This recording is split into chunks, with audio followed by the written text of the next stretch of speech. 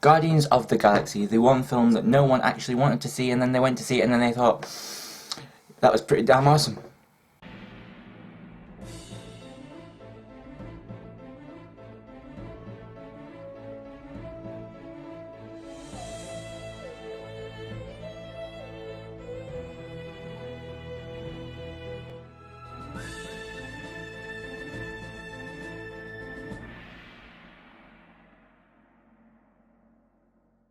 Hey guys, I am Torchwood, and you should know that, or you will ask. Guardians of the Galaxy, I know it only came out, like a year ago, but I thought, well, review it now, it'll be fun. Plus, I watched it the other night, and I thought, damn, this movie is amazing, and I need to tell everyone why. If they haven't seen it yet, which would be weird, and I will stab you with my pen, you have to go and see it, because it is amazing.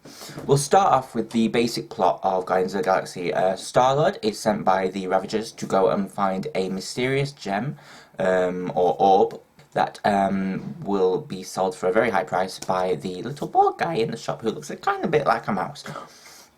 Little does he know that he's actually going to collect an infinity gem which the Kree are looking for, and it will make for an adventure that he would never see coming, and join him up with some amazing characters along the way. Talking a little bit about the characters, we'll start with Star-Lord. Not my favourite character in this film, surprisingly, and Chris Pratt does an amazing job of the character. He brings warmth, emotion. Sometimes he can get a little bit rude and a little bit crude, and you think, like the Jackson Pollock painting joke in there, while it was funny, it also sort of showed Star-Lord as a bit of a womanizer and a bit of a sexist, kind of. But I feel going through the movies forward, and especially by the end of the first movie even, he had progressed a lot more, and it became a better character, and he became a better character, completely whole, helped by other characters around him. Moving on to our secondary character, we have Gamora.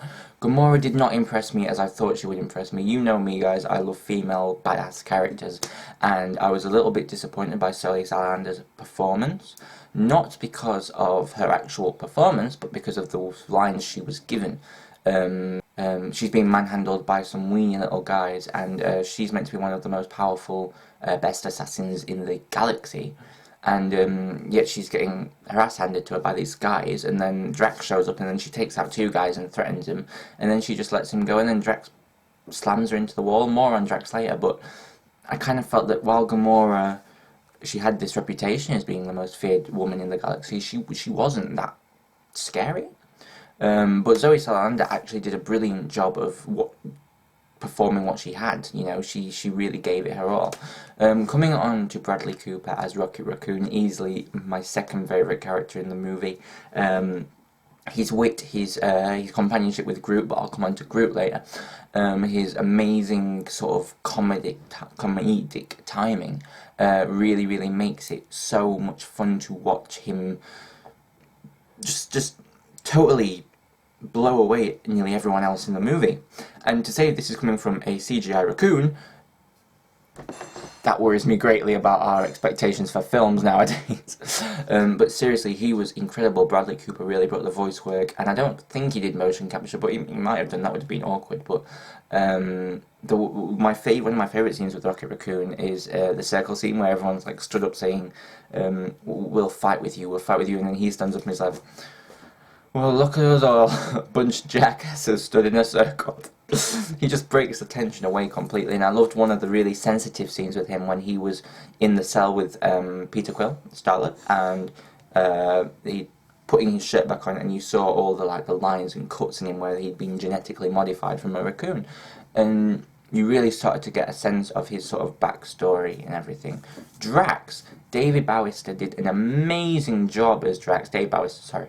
A seriously amazing job. I went into this movie thinking, wow, well, I mean, Gamora, she's amazing, she's going to be amazing, Star-Lord's going to be amazing, Drax, I'm like, Drax, and really, Drax really blew me away. He was funny, well written, he had a good backstory, if not as in-depth as the others, and it was really fun to see him and Gamora sort of battle it out. I did enjoy that aspect of their relationship, the sort of, the fiery that sort of brought them together like brother and sister. I really liked that in the end, especially when he was like, well, Ronan's dead, but I really want to go after Thanos, and Gamora's like, oh, son of a bitch.